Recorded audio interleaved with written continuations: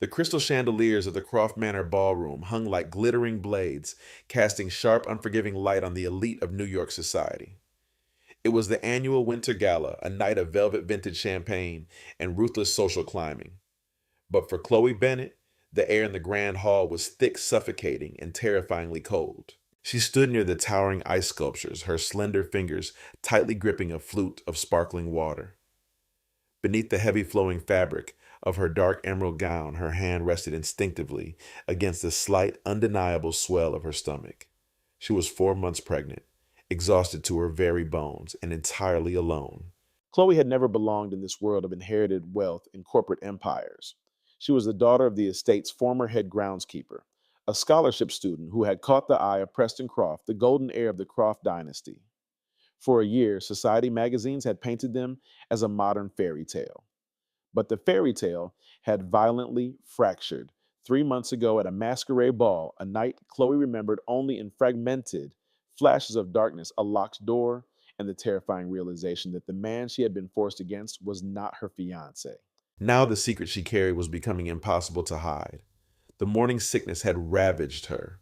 The dark circles under her eyes could no longer be concealed by expensive makeup. The whispers had already begun to slither through the country club. "Look at her," a woman draped in diamonds murmured, passing by Chloe without making eye contact. "Her dresses are getting awfully loose at the waist. You'd think she'd have the decency to hide." Chloe squeezed her eyes shut, swallowing the thick lump of nausea and terror in her throat. Her back ached with a dull, throbbing intensity. All she wanted to do was run. She wanted to escape the judgmental stairs retreat to her tiny apartment and curl into a ball to protect the tiny life growing inside her. Despite the trauma of how this child was conceived, a fierce, unconditional maternal instinct had already taken root in her heart.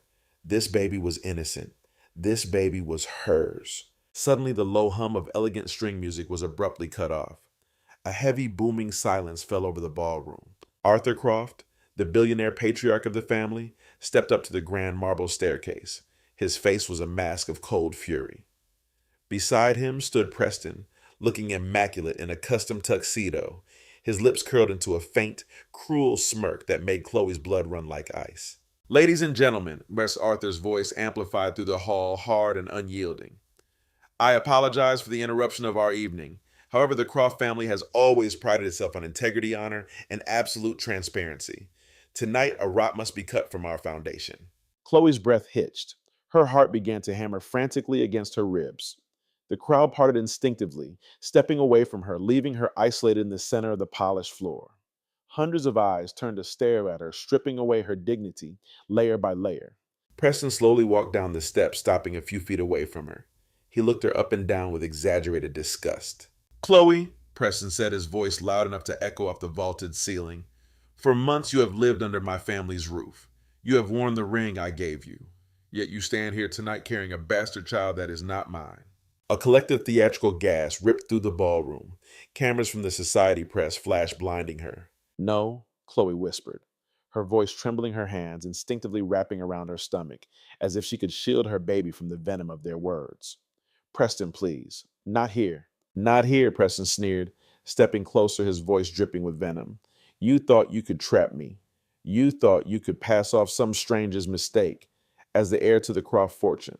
You know what happened to me?" she choked out, tears spilling hotly over her pale cheeks. "You left me at that party. You knew I was—" "Quiet!" Arthur Croft roared from the stairs, his face purple with rage. "You will not slander my son to cover up your filthy indiscretions. You are a stray dog we took in, and you have bitten the hand that fed you. You have disgraced this family for the last time." The sheer injustice of it made Chloe's knees buckle. She felt faint the exhaustion of her pregnancy dragging her down. She remembered the shadows of that masquerade. She remembered Preston telling her to wait in the dark library, only to find the door locked behind her. He had set her up. He had wanted an excuse to break their engagement without losing his grandfather's inheritance, which stipulated he must marry a woman of good moral standing. She was nothing but a pawn in his billionaire games, and now she was being publicly executed. "Tell them," Preston demanded, his eyes flashing with a sadistic thrill. "Tell all of New York who you gave yourself to. Name the father of that parasite, Chloe, or I will have my security drag you out into the freezing rain with nothing but the dress on your back." Tell us, a woman from the crowd sneered. Gold digger, a man muttered loud enough for her to hear. Chloe stood trembling. Her throat was raw. She couldn't name the father because she didn't know who it was. The darkness, the confusion, the lingering effects of whatever had been in her drink that night. It was a nightmare she couldn't untangle. I don't know, Chloe sobbed softly, her shoulders shaking as she wept openly. She felt so incredibly tired. She just wanted to lay down. She just wanted someone to help her. Please just let me leave. I don't want your money. I don't want anything. Just let me go. You don't get to just walk away, you lying whore, Preston hissed, stepping forward and violently grabbing her wrist. Chloe cried out in pain, stumbling forward, her free hand desperately clutching her stomach.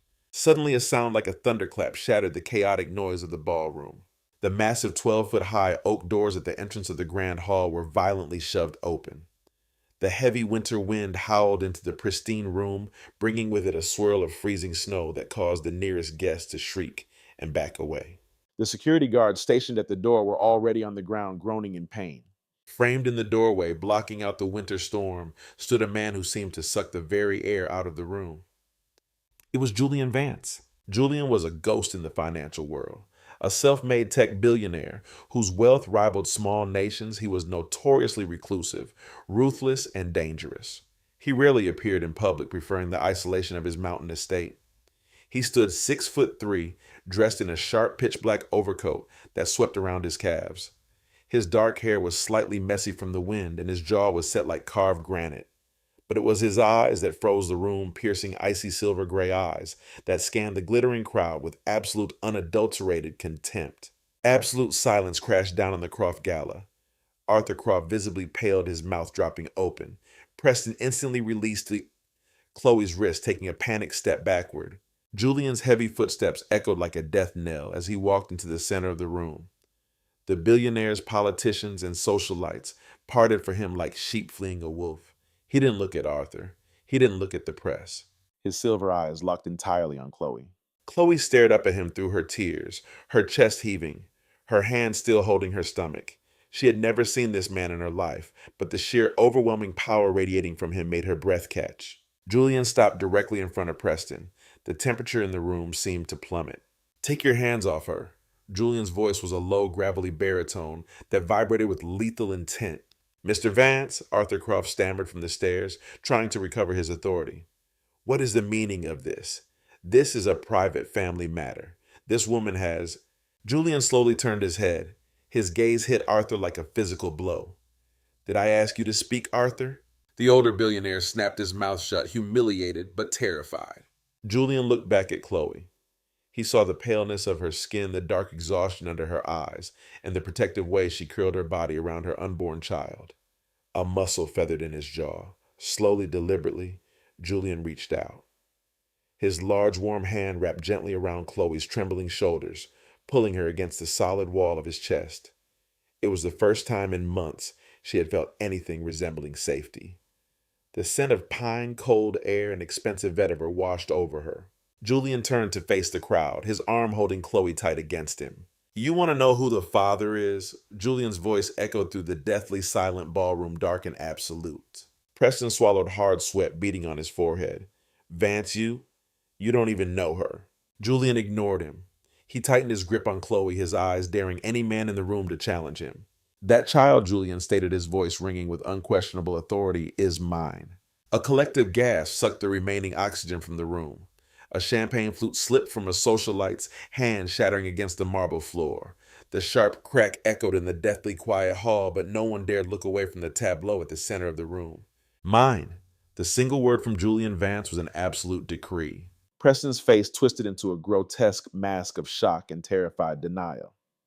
Vance, you must be joking, or she's lying to you.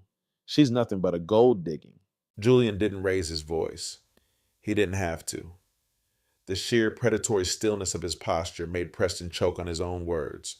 Finish that sentence, Croft, Julian said, his voice a silken threat that carried effortlessly across the silent ballroom.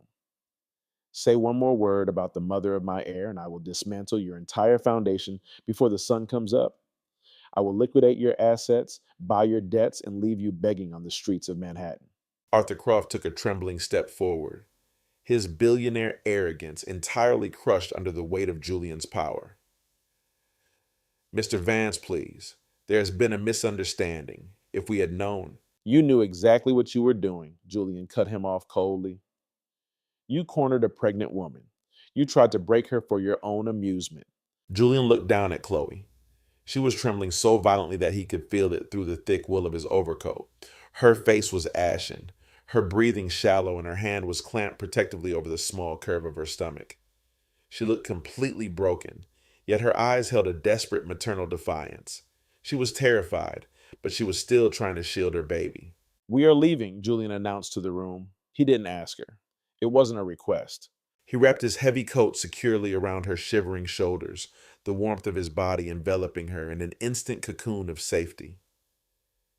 "If any of you follow us," Julian addressed the crowd, his silver eyes flashing with a dangerous promise, "if a single photograph of her is published in your tabloids tomorrow, I will consider it an act of war." With his arm securely around her waist, Julian turned and walked Chloe out of the Croft manor. The sea of wealthy elites parted instantly, no one daring to breathe, let alone block his path. As they stepped out of the heavy oak doors, the freezing winter wind hit them like a wall of ice. But Chloe barely felt it. Julian's coat shielded her, and within seconds, they were enclosed in the back of a massive, armored black SUV that had been idling on the snow-covered driveway. The doors slammed shut, sealing out the howling wind and the nightmare she had just escaped. The SUV immediately accelerated down the winding estate road, leaving the glittering prison of Croft Manor behind. Inside the quiet, heated cabin, the adrenaline that had kept Chloe standing finally evaporated. She collapsed against the plush leather seat, a broken sob tearing from her throat. She wrapped her arms around her stomach, curling inward, overwhelmed by the sheer exhaustion of her pregnancy and the trauma of the night. "Breathe, Chloe," a deep, calm voice instructed from the seat beside her. She flinched, looking over at Julian Vance. In the dim light of the street lamps flashing past the tinted windows, his sharp features looked even more intimidating. Yet he wasn't looking at her with the disgust she had expected. His gaze was strangely observant, almost gentle. "Why did you do that?" Chloe whispered, her voice cracking. "I don't know you. You don't know me. Why would you claim my baby?" Julian poured a glass of water from a small compartment and handed it to her. "Drink first." She took it with shaking hands, taking a small sip to soothe her raw throat. "I have my reasons for despising the Croft family," Julian said, quietly leaning back against the leather. "They are parasites. I saw an opportunity to humiliate Arthur and Preston, and I took it." Chloe looked down at her hand. "So I'm just a pawn in another billionaire's game." "No," Julian said firmly. The sudden intensity in his voice made her look up. "You are not a pawn. You were a woman backed into a corner being publicly executed by cowards. I don't tolerate cowards. You needed a way out, and I provided one. That is all." "They'll come after me," she whispered, touching her stomach. "Preston knows you aren't the father. He'll find a way to ruin me to save his own reputation." "Preston Croft is a fool who just picked a fight with a ghost," Julian murmured, his eyes darkening. "He will not touch you. No one will touch you. You are going to my estate. It is highly secure. You will rest, you will eat, and you will focus entirely on that child." Chloe wanted to argue. She wanted to demand she be taken to her small, drafty apartment. But the baby moved inside her, a tiny sudden flutter against her ribs, a harsh reminder that she was exhausted, broke, and entirely vulnerable. She closed her eyes, letting the rhythmic hum of the engine lull her exhausted body into a heavy, dreamless sleep. When Chloe woke, the world was bathed in a soft, ethereal white light. She blinked, disoriented. She was lying in a massive, incredibly soft bed, draped in heavy, heated blankets. The entire far wall of the bedroom was made of floor-to-ceiling glass, offering a breathtaking, uninterrupted view of a snow-covered mountain range. The sky was a crisp, clear blue. She slowly sat up, wincing as a familiar, dull ache settled into her lower back.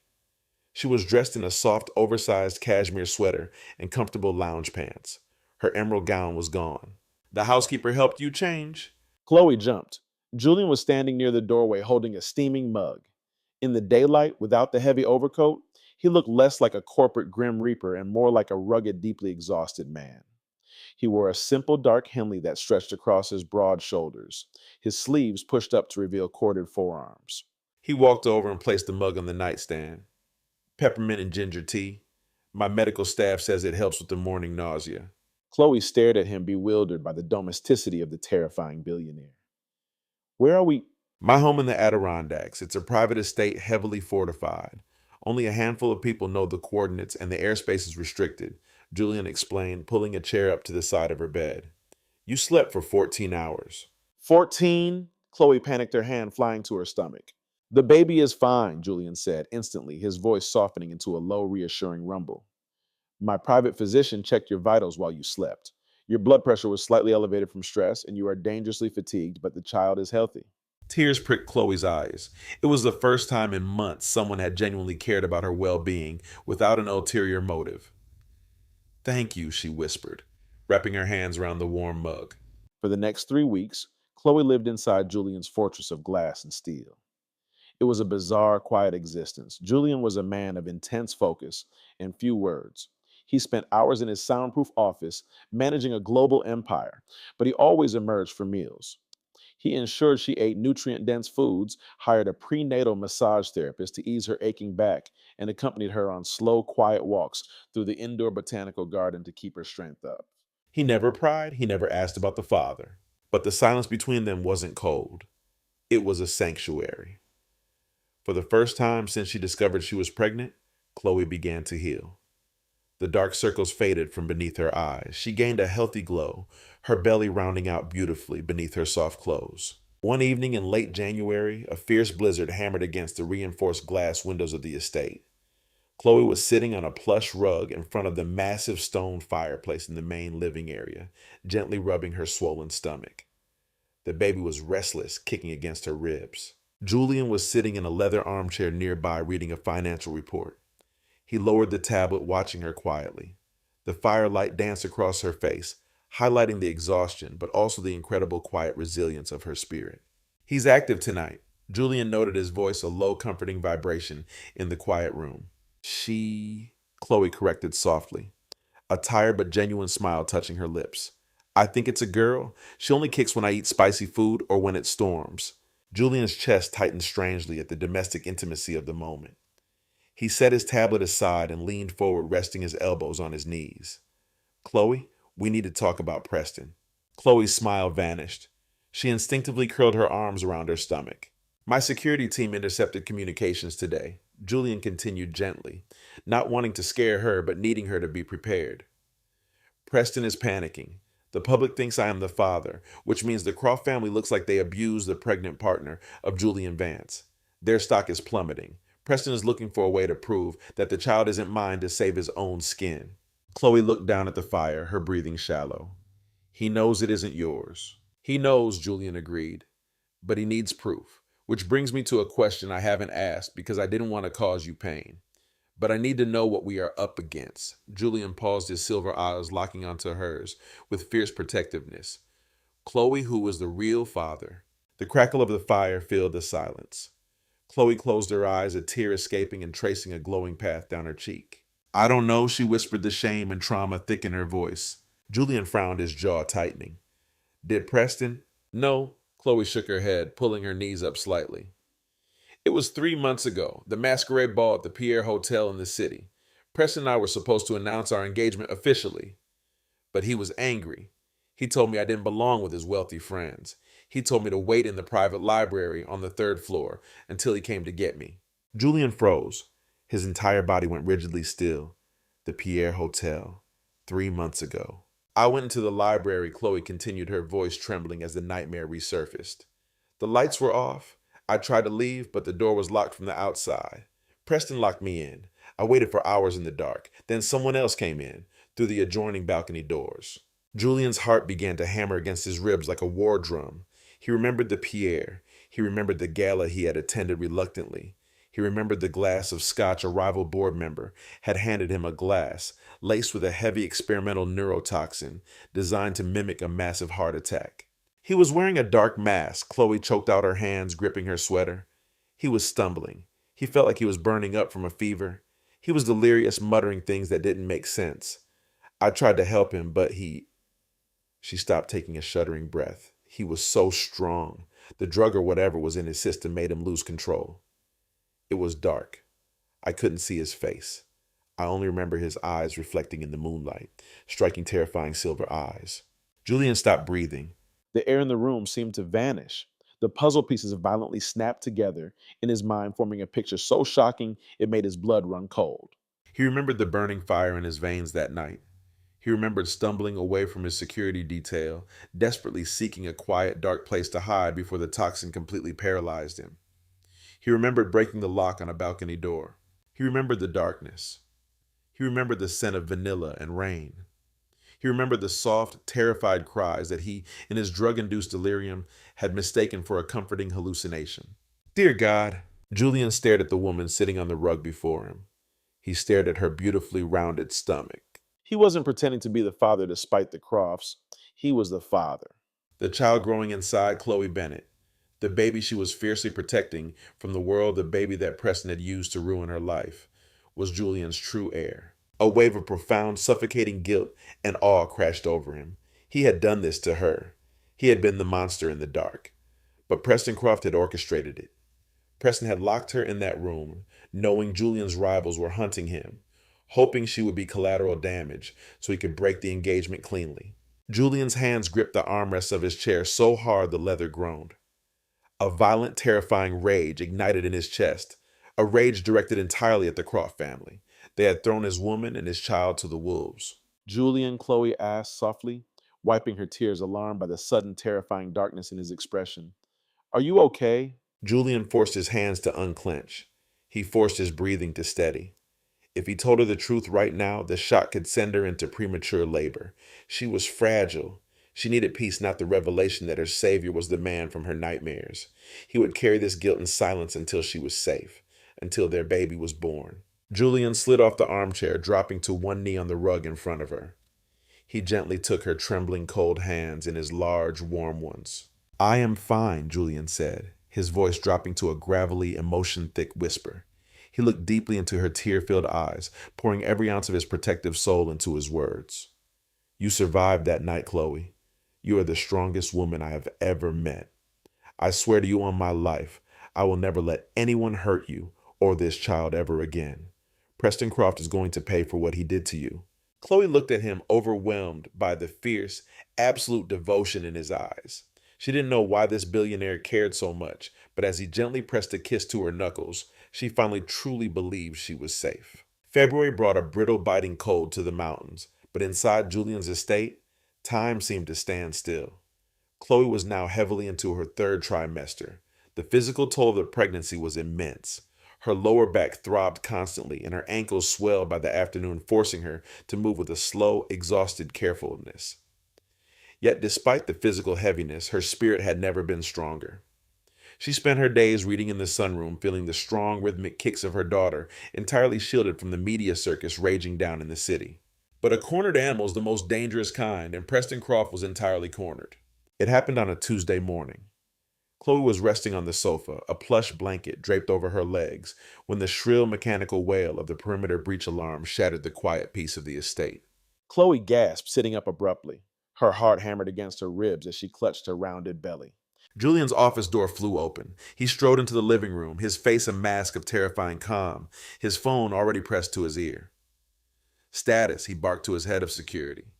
He glanced at Chloe, his eyes softening for a fraction of a second to reassure her before hardening into obsidian. Lock down the residential wing. No one gets past the iron gates. He ended the call and walked over to her, kneeling beside the sofa. Do not panic, Julian said, his voice steady and grounding. Preston sent a legal team and private contractors to the outer gates. They are trying to force entry. How? Chloe whispered, her breath hitching with fresh terror. You said we were safe. You are, Julian promised fiercely. Stay here. Marcus is outside your door. Julian stood and walked out of the house, stepping into the freezing mountain air. At the massive wrought iron front gates of the estate, 3 black SUVs were idling.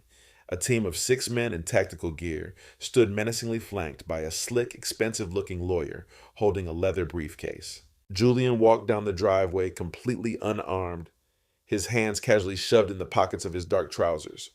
Yet the sheer, suffocating authority radiating from him made the tactical team nervously shift their weight. Julian Vance, the lawyer called out, puffing out his chest to feign confidence. I am Richard Sterling, legal counsel for the Croft family. We are here to execute a court-mandated medical extraction. Julian stopped a few feet from the gate, his silver eyes completely dead. You are trespassing on restricted privately owned land. You have 60 seconds to turn your vehicles around before I authorize lethal force. Sterling sneered, waving a thick stack of stamped legal documents through the iron bars. You can't shoot us, Vance. I have a temporary medical conservatorship signed by a federal judge. Chloe Bennett has been legally declared mentally unstable and a danger to her unborn child, as her former fiancé, Preston Croft, had been granted proxy to institutionalize her for her own safety. We have an ambulance waiting down the mountain. Open the gates or we will breach them. Preston's plan was sickeningly clear. If he could drag Chloe into a psychiatric facility under his control, he could silence her forever, forcefully, take the baby when it was born, and spin the narrative that Julian Vance had kidnapped a delusional pregnant woman. Julian didn't blink. He didn't yell. He simply pulled his phone from his pocket and tapped a single button on the screen. Richard Sterling, Julian said, his voice a low, lethal hum. Partner at Sterling, Hughes, and Vance. Let me ask you a question. Did you check your firm's shareholder registry this morning? Sterling frowned, his arrogant facade slipping. What are you talking about? I bought your firm at 8:00 a.m. today, Julian stated coldly. You no longer have a job. Furthermore, Judge Harrison, the man who signed that fraudulent document, was just arrested by the FBI 10 minutes ago for accepting bribes from Arthur Croft. I made sure the wire transfers were fully documented and handed to the federal prosecutor. Sterling's face drained of all color. He dropped the papers as if they had caught fire. Julian stepped right up to the iron bars, glaring through them like a caged predator about to break free. You tell Preston Croft that his little game is over. He tried to take my family. Now I am taking his. Julian looked at the heavily armed contractors. My snipers currently have thermal locks on all of your heads. Leave now. The men didn't wait for Sterling. They scrambled back into their SUVs, the tires squealing against the icy asphalt as they fled down the mountain, leaving the disgraced lawyer to run after them. Inside the estate, Chloe had watched the entire exchange through the reinforced glass windows of the sunroom. The sheer terror of seeing Preston's men had sent a massive spike of adrenaline through her exhausted body. Suddenly, a blinding white-hot pain ripped through her lower abdomen. Chloe cried out, her knees buckling. She grabbed the edge of the windowsill, gasping for air as a second agonizing contraction seized her body. Warm fluid rushed down her legs, soaking into her lounge pants. Julian burst through the front doors, instantly sensing something was wrong. He found her collapsed on the floor, panting, tears streaming down her pale face. Chloe, Julian dropped to his knees, scooping her trembling body into his arms. Julian, she sobbed, burying her face into his chest, her fingers curling weakly into his shirt. It's time. The baby is coming. The private medical wing of the estate was a flurry of controlled, quiet chaos. Dr. Evans Julian's elite private physician had been on standby for weeks. The labor was brutal. Chloe's body, already severely depleted from months of stress, trauma, and exhaustion, was fighting a desperate battle. For hours, she lay in the pristine hospital bed, her hair matted with sweat, her face pale as a ghost. Every contraction felt like her body was being torn apart. I can't, Chloe whimpered, her voice a fragile, broken rasp. Her head rolled back against the pillows, her eyes fluttering shut. I'm too tired. I can't do it. Yes, you can.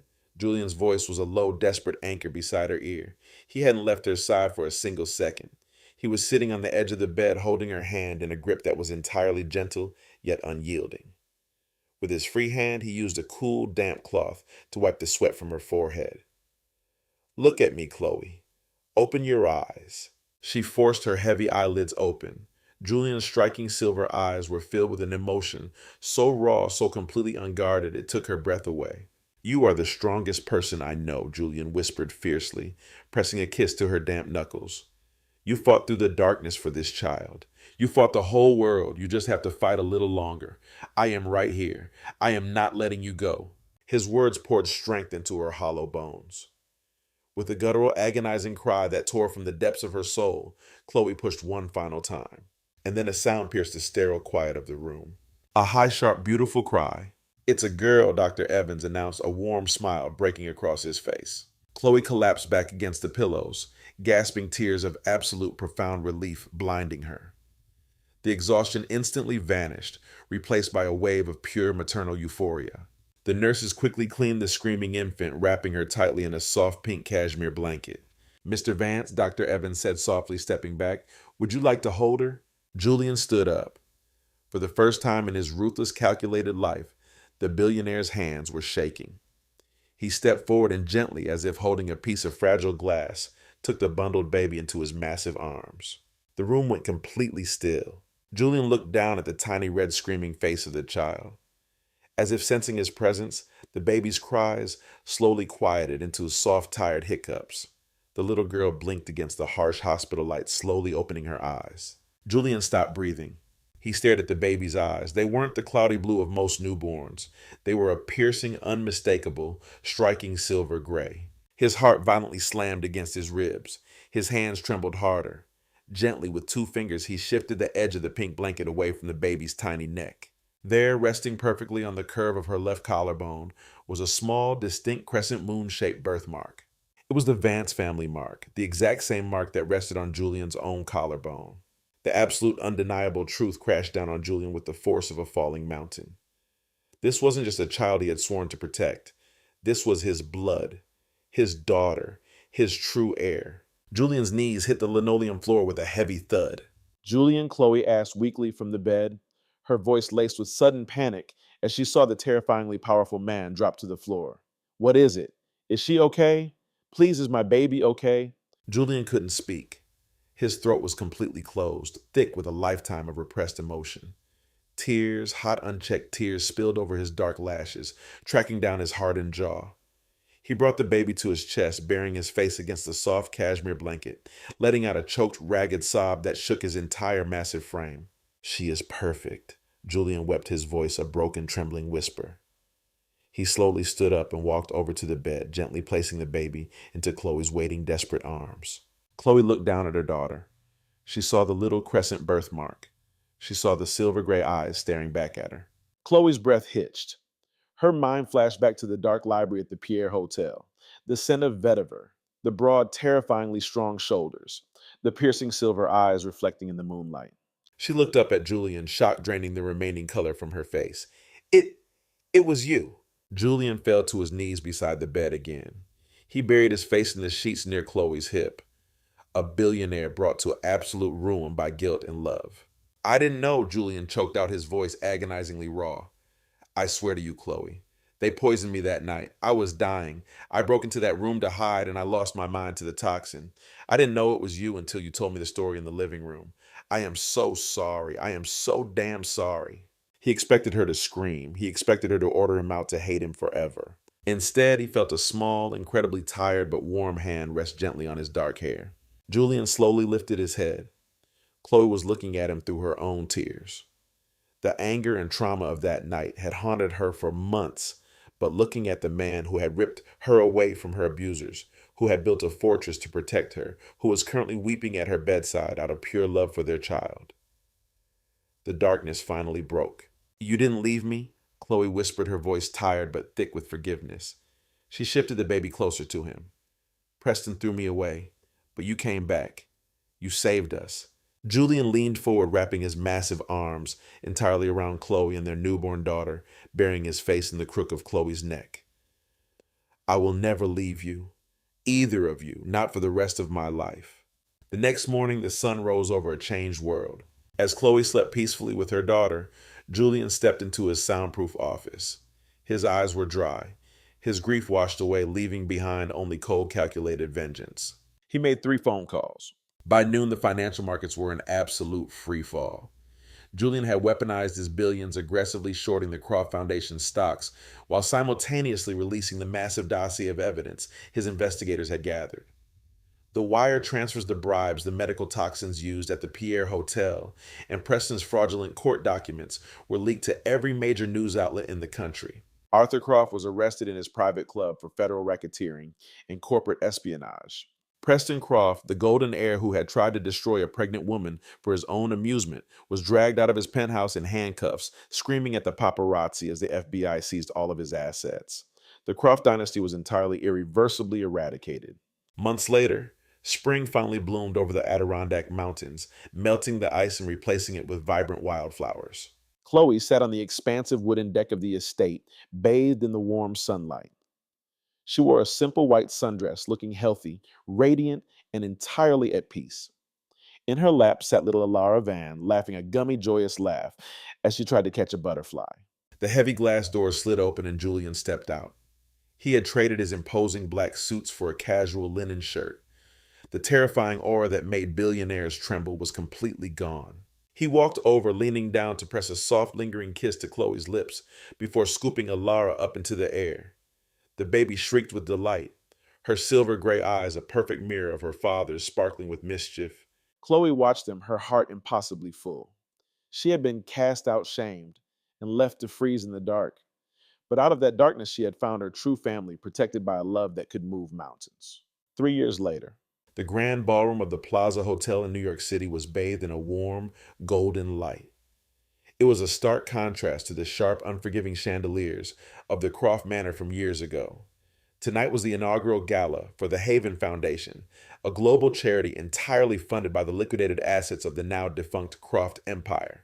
Its founder and CEO was Chloe Vance. Julian stood near the back of the ballroom, perfectly content to remain in the shadows, while his wife commanded the room.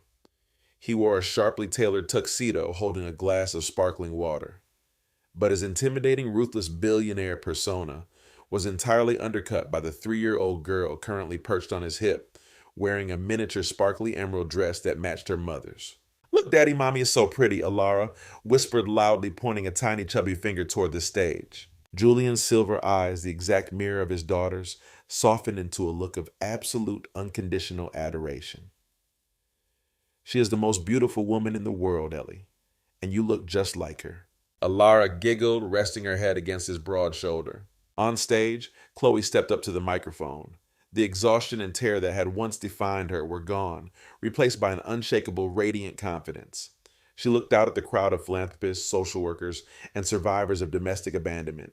3 years ago, I stood in a room very much like this one," Chloe began, her voice clear, warm, and resonating with undeniable strength.